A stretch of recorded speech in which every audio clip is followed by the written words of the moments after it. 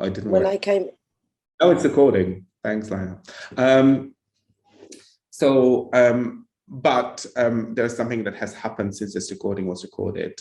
He has received a message from one of the leaders in his faith, and they asked him that either he gives up his homosexual behavior or he's no longer welcome within the Baha'i community. So, like, he felt very upset about it for quite some time, and he doesn't mind me sharing it with you. And he's no longer following the Baha'i faith anymore. So I think it is quite interesting when the conflict of identities happens and people are being forced not to be. And I think one of the most common things I'm being told is that, like, you cannot be Muslim and gay at the same time, like, which is absolutely not correct. You know, there's a gay imam in Paris, there's a gay imam in US, like, you know, it is it is compatible faith. I think there's this misconception that happens. So I think we look at conflict of identities at some point. But let's begin with the presentation. So I think that was quite a, I just want to start with this reflection as a kind of resting point. So la presentación, which I have prepared specially for you. You'll be happy to hear, or not, as the case might be. Let me just go and share it with you. Like so. Okay, so fostering belonging within the LGBT plus young persons is what we'll be talking about. Kind of all of the works kind of fall into the same theme, because the idea is that to kind of foster belonging and look at fostering belonging as kind of principle, but we look at it from different angles. So obviously we look at it of LGBT plus young persons, an intersection of LGBT plus identities, and obviously Cass would look at it from their perspective, and so on and so forth. So just a few words. So Mosaic LGBT young person has been founded to support, educate, and inspire LGBT plus young persons. So that's what our mission is, and our vision is proud, strong, and cohesive LGBT plus community. And this is the last Pride in London. As you can see, now we're very happy to be marching on. We rebranded from Mosaic LGBT Center in 2020 because it was pandemic and we felt we were not busy enough. So decided to go on. We decided to kind of go on into rebrandings as well at the same time. But hey ho. So Mosaic values are quite important to us, and you will be able to see some of those things kind of coming across. And I think it is really important when we are looking at belonging and when we are looking at the organizational culture, what are the values of the organization? Because this is where things are going to rest, right? So a lot of the organizations have got their values written above the door, and that's all what happens. Like, nobody ever mentions them ever again.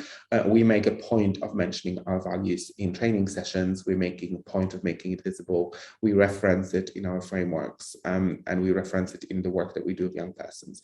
So we are mindful of impact on young persons, community, society, as well as environment. We are open, which means accessible to all, as well as we are open to feedback and scrutiny, because obviously as an organization we have to be. We are a safe place to access the services that we deliver, but we are not shying ourselves away from topics that might be challenging or difficult. We are agile as an organization and deliver services as and when they are needed. We're inclusive and intersectionally so of all LGBT plus young persons.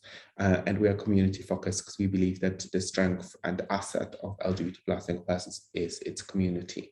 So a lot of the work we do is kind of focusing on the community in terms of sense of belonging. I'll be talking about community in a second. Methodology that we use is Perma. So it kind of originates from positive psychology, which is a kind of new theory of well-being. So the idea of it is that it looks at different elements that make people feel good about themselves, essentially, right? So you cannot foster a sense of belonging if people are not feeling good about themselves. So if you think about the Perma methodology, I think very important element is positive emotions. A lot of the services we deliver are designed to offer young persons positive emotional experiences. So is it kind of coming to the group, or is it, Ali mentions our Halloween ball, or is it something that kind of creates them and makes them feel like they are having a great time? So joy. Engagement is a second important element. So we have young persons who are constantly being asked what they would like, and they are in charge of the service and service design and service delivery. And sometimes we experiment. We not always just wait for young persons to tell us. We sometimes just experiment with things like, oh, do you want to try this? And that would be quite good for you to do this. And we constantly go out and invite young persons to come along to things. I think it's this effort of going out and inviting people, which is one of the principles of community creation, which I'll be mentioning in a minute. We create positive relationships. We do it in several different ways. Our mentors, our mentoring team are there to support young persons and make sure they have space where they can talk through things. But also we are making sure our young persons are creating positive relationships with one another. So they all sign a code of conduct at arrival to the service, making sure that they are respecting each other and they're being kind of positive with one another. We're giving them the sense of meaning by exploring different topics. So the curricular element of the center is to explore educationally kind of the different aspects of identity. So we look at things intersectionally. We celebrate things like Black History Month. We celebrate things like Refugee Awareness Week. We celebrate all those things because we believe very strongly, or Disability Awareness Week, because we believe very strongly that LGBT plus young persons have to have a kind of a broad understanding of what it means to be a person with a disability who might be LGBT in a society and all the struggles that come with it. And then we have accomplishments. So we kind of go with our young person in a journey, and we have an event at the end of the year, which is our showcase, where we recognize young person's contributions and the difference that they've made to one another. Sometimes the organization depends on what they were involved in. So if you look at the services that we deliver, they very clearly map across to Perma. So we run things like wellness services, we run mindfulness, journaling, yoga. We run a youth club where young persons can connect with one another, as well as the mentors. We run things like summer camp and winter retreat, that's positive emotions. We do things that, because I see here, I can't see the slides. We do things like the social action, so the volunteering for young persons, so that they have opportunity to make a difference in their society. We're talking about accomplishment here, for instance. We talk about events like Pride, Perma, and Halloween and showcase for accomplishment. We run inclusion workshops in schools to make sure young persons develop the sense of a positive emotional environment that they are normally exposed to. We run things like culture clubs, so Ali has mentioned, like, we take them to theaters and cinemas and show them exhibitions that are LGBT relevant to develop the sense of positive identity. We run things like Drug Academy, where they explore drug in a broader sense than Drag Race would have. We have our work placement programs and work advice hub to make sure that our young persons develop employability skills. We have a counseling and mentoring service to make sure our young persons feel supported.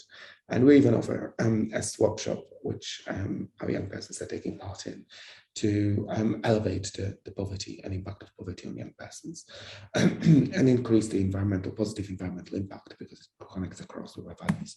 As you can see, the methodology of Perma is kind of very clearly embedded within kind of what we deliver. Sorry, I'm losing my voice now. Bear with. Does that make sense? Any questions in regards to Perma before I move on? Really interesting, thank you. Okay, so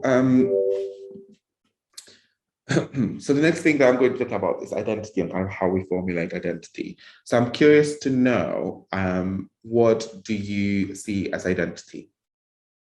What is your what would you define as identity? Anyone?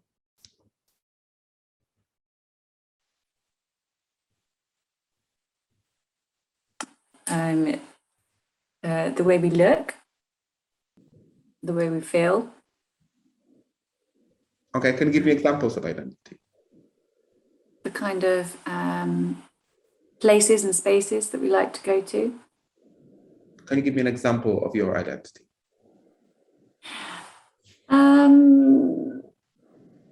So I spend a lot of time going to music venues. I like music, so I would see that's part of my identity.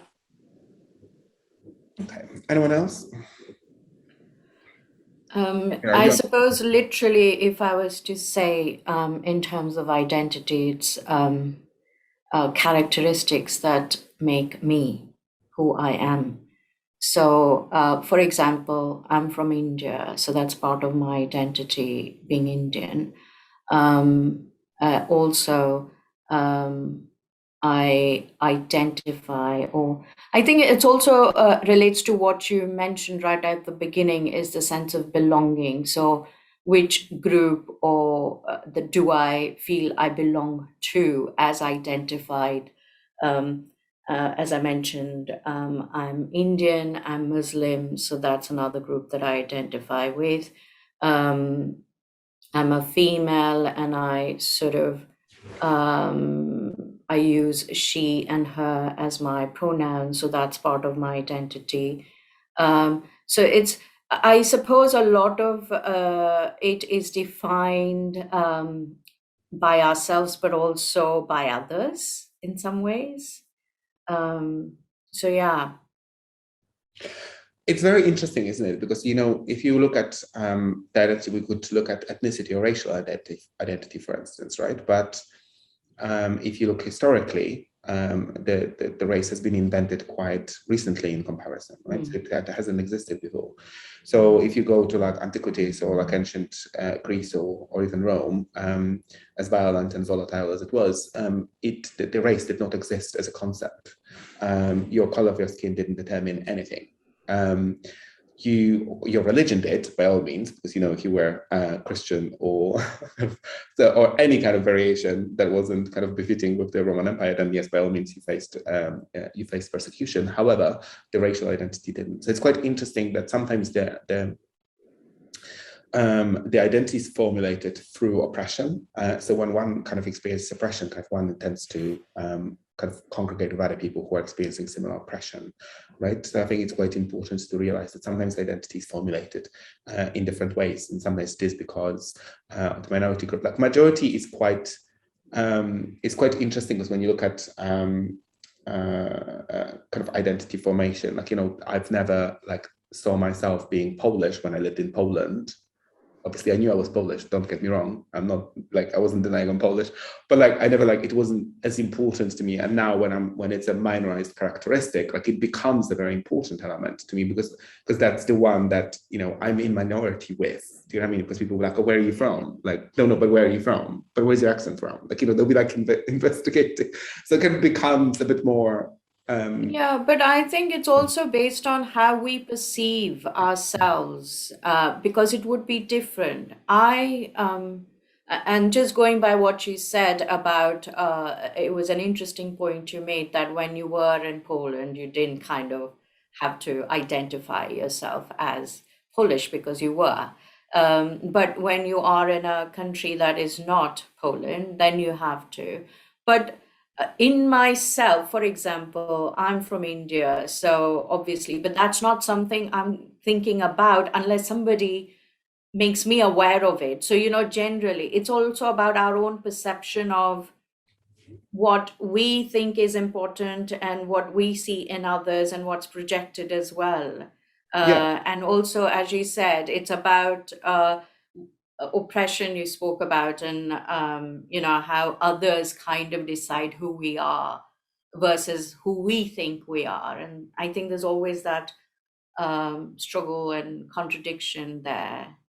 Yeah, because every human is a conflict between the external kind of pressure and internal kind of self-perception, right? And that can be very negative on many levels, right? So I think it's quite common. But if we look at the identity formation, what we can see here is that identity, kind of the primary, is age, mental, physical ability, gender identity, ethnicity, sexual orientation, race, and gender. The secondary is religion. Anyone can tell me why religion would be secondary? So secondary to what? To the other aspects? Secondary identity formation. Why religion would be secondary? Why any of those would be in secondary category? Because they're learned. Yeah, so they're acquired, right? So they're acquired. They're not something that you are born with. Well, obviously, we are born into faith. Like I was born into Roman Catholicism, but that's something that my parents had to teach me.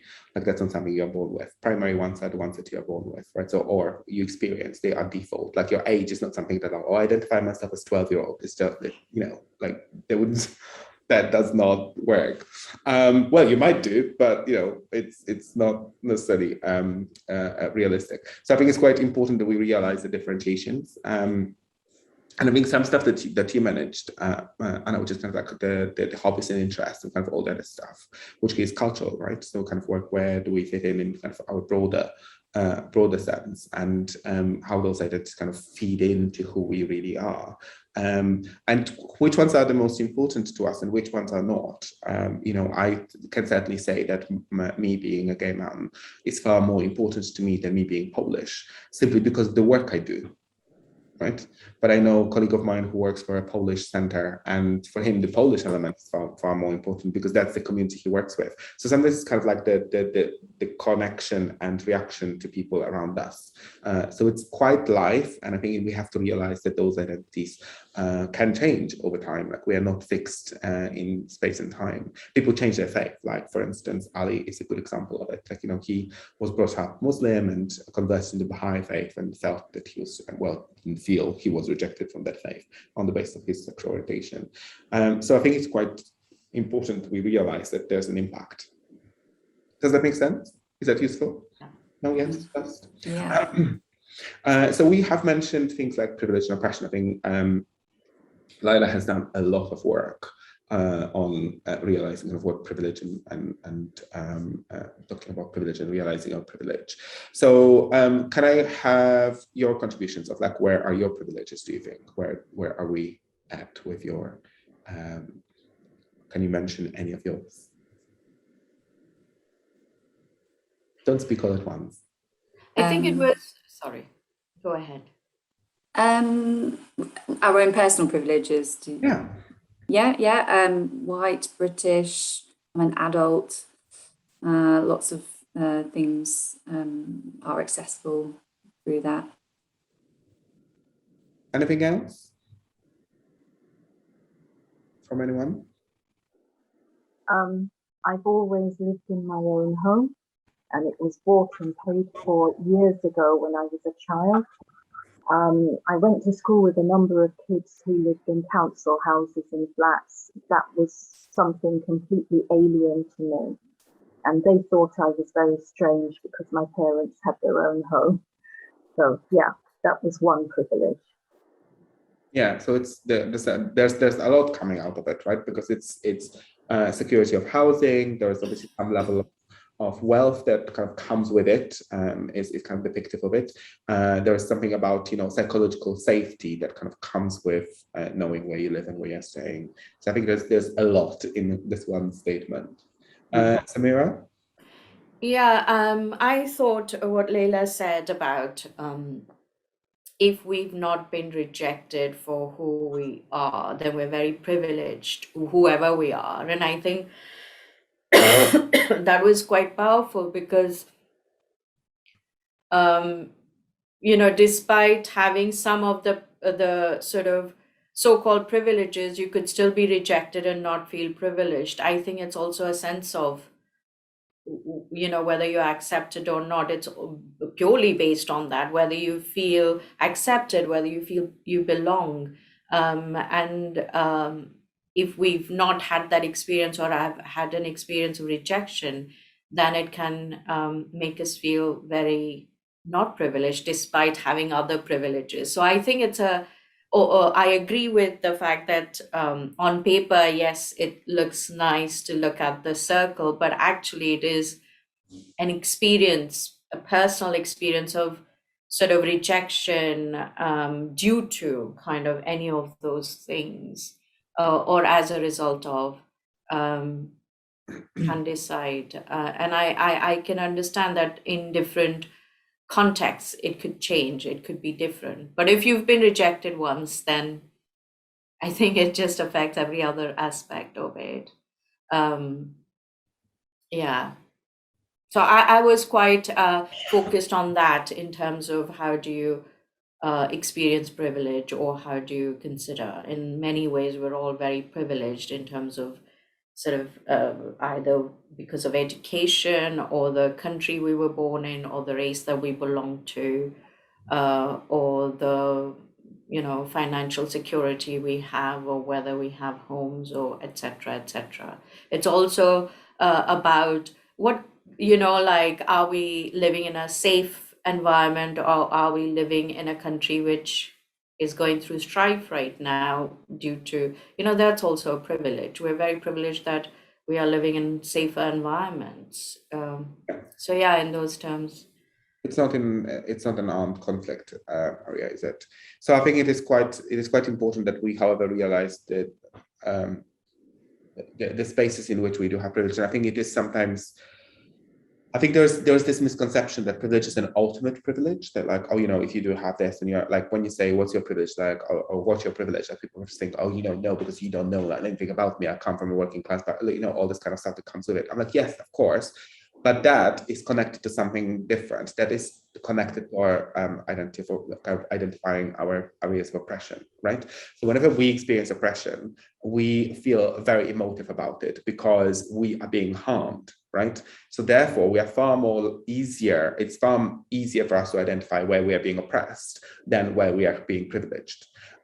If I asked you, where are you oppressed, it'll be quite easy for you to list it. It's much an easier task. Every time I deliver this session, I say, okay, list your oppressions. People are like, boom, boom, boom, boom, boom, because they're like, oh, it's because, I am not, I'm an immigrant, or I'm a woman, I'm not being paid as much as men, and like all this kind of stuff that comes with oppression, right? So somehow we created a paradigm or reality, Samir, which I agree some bits that you said, but we created a reality in which we're very clearly able to identify and eloquently express our oppressions, but somehow when we talk about privilege, we are not as good at it.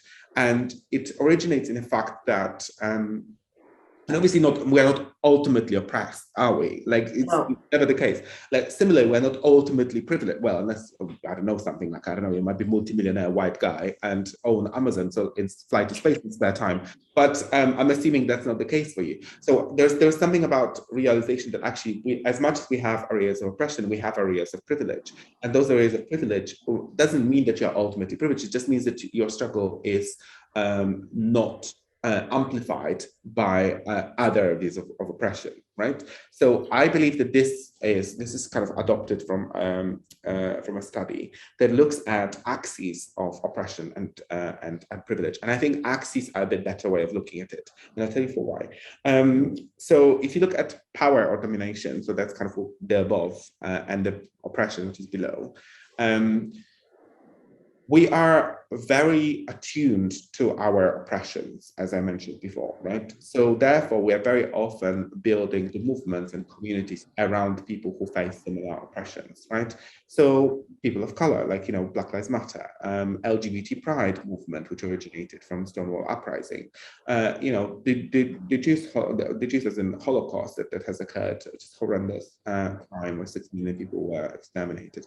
All those things that kind of, where people have been experiencing oppression in different forms, kind of are, this is where kind of we tend to galvanize the community and being like, well, this is not okay, we need rights. Like, the suffrage is a perfect example of it, like women's suffrage movement. Is a perfect example of how that community kind of came together because of the oppression. The privilege is kind of the opposite axis. So like, being men, being heterosexual, being, all this kind of stuff that comes with it. Able-bodied, and all those things kind of come with elements of privilege.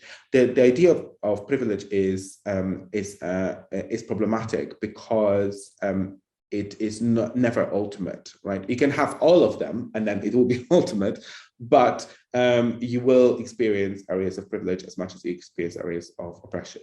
So, however, it's very important when we look at the last thing I'm going to mention, sorry, just give me a second, is when we are looking at the area of privilege, and then we look at people who are on the opposite end of that scale, and we lift them up and help them, their voices being heard, because the privilege can be force for good if it's utilized well, right? So I'm myself white and I'm myself man. I strongly believe and support the Black Lives Movement, Black Lives Matter movement. I strongly support feminist movement, because as well as trans community, because I feel very strongly that it is my duty as a person who is experiencing those privileges to speak up and make sure that those people who are again, forming the oppression are being challenged. Because I have those privileges, I can do that. Like, my voice will be heard far louder than a person who is speaking from down there saying, oh, excuse me, can you please not discriminate me or not oppress me, essentially, bottom line being. Yes, Samira. You're muted. Wait, I know you said that the privilege and oppression can keep changing, but it almost sounds like it's, the way we're talking about it is like absolute. But actually, I don't consider being a female as an oppression. I don't. And I don't consider being non-white as being oppressed or... So I feel privileged despite all of those things that are defined as being oppressions, because it's how I perceive it. It's how I perceive or I think about those things. So isn't that a kind of important from that perspective, how I perceive myself I wouldn't want to identify. I don't feel any less, privileged just because I'm female.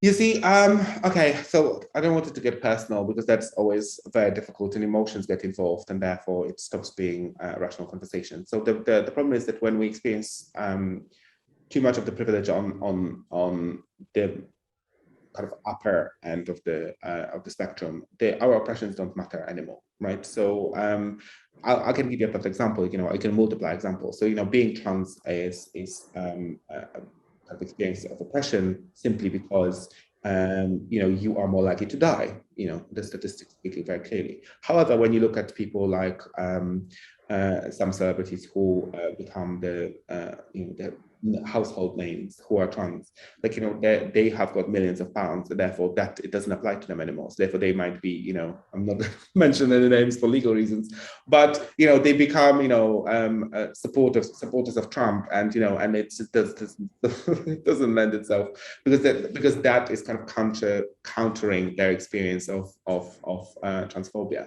So I think I think there's something about realization of people who might be experiencing this oppression. You might not be experiencing oppression as a woman. However, as a woman, people are being forced into marriage. People are being, there's female genital mutilation. So we're talking more in general terms, obviously. Well, so there's something, that's a question you need to ask yourself. Like, what is it that doesn't kind of formulate with you, or doesn't resonate with you, to connect with people who might be in a even more extreme affected by the female oppression of people who are female, right? So there's something about us connecting with people who are experiencing oppression, and that's for you to explore. This okay. is I can't go through. I understand your point, because that wasn't what I was thinking about, and not from that context, definitely. But now that you've explained it, it makes more sense about what you're saying. That's why we're here. We're here to learn. This is a safe space. Don't worry, nothing personal is happening here. So I'm going to mention very quickly 7 principles of belonging. This is taken out of the book, The Art of Community, which I absolutely love. It's quite good in kind of making sure that things are kind of crystallized. So I think that people kind of tend to formulate sense of belonging when there is one of the principles is boundary principle. So people understand when they're in and when they're out, right? So there's clear indication of community as you're part of that community. So for instance, for us, it's a process of induction. So people sign code of conduct, they then become a member. They have to fill in a registration form for the security and safety of the young persons who we take care of. So there's this boundary principle, like the young persons who are not members will not have access to services. The young persons who are members will have access to services. And we make it very, very clear. We have some services that are open access, events, for instance, are open access, but there is a clear definition. This is our membership, and it creates a sense of this is who we are. There's something about invitation. People need to feel invited into conversation, invited into making contributions, invited into taking part, and repeatedly so. When we look at belonging, like it's quite difficult if we just, just be like, oh, come if you want to. Like, it's much easier. If I said to you, Samira, for instance, oh, Samira, I would really want you to come with me to that lecture that's happening on Thursday, because, it'll be really good to have you, and I would love to have you as a contribution to, and we can go for coffee after. It makes you feel, I assume, as in you belong more than if I said, oh, turn up if you want to. Correct or not correct? Pardon? Okay. I thought you were just addressing me. No, I'm just using your name as a call out, but you're not paying attention, so that's fine. But does that make sense? Yes, kind of the invitation principle, like you're inviting people into taking part, inviting them into making a difference. There's something about rituals, and this sounds, some of them sound really weird, but they actually make sense. We as humans love rituals, and it doesn't have to be anything that is too huge or too glamorous, or like, you don't have to sacrifice a virgin on an altar. By no means, don't do that. But there's something about ritual, right? When you come in, you're being greeted by someone, or as an organization, you might be raising a flag at some point, or you have an assembly for opening of the year, or within the organization, you have induction process, or like for us, it's tea brewing. So we serve tea in our organization. So it's kind of like a ritual, which I did not realize it was a ritual because it wasn't in my head registered as such, but it became very clear that it's very, very needed for young persons. Like they come in and it's there, it's really ready-made, and it's not in a mug, it's like the proper tea set, and it's like that kind of ritual of having the same thing. We kind of love rituals. It defines the community as well on many levels. There's something about temple principle, which is basically creating a space that is focused on community for community. By temple, it doesn't mean that it's a place of worship necessarily, but in temple, it means it belongs to that community. There's a space that defines the community and allows people to be part of it. There is stories, so something about sharing stories of past and present struggles, but also successes. There are symbols. So we look at, the logo of the organization. We are looking at the flag. So for us, it's the rainbow flag, which is changing constantly. I don't know if you've seen. And then we have inner rings principle. So kind of look at the structure of the community, and like who is, the crowd that everyone wants to be with, and who is the kind of the outsiders, and making sure that there is a clear progression of people into the middle ring. So make sure that people actually are feeding in across all those spaces within the kind of broader community concept. So all those things can be applied to school, but we have 5 seconds. So I'm going to just leave you with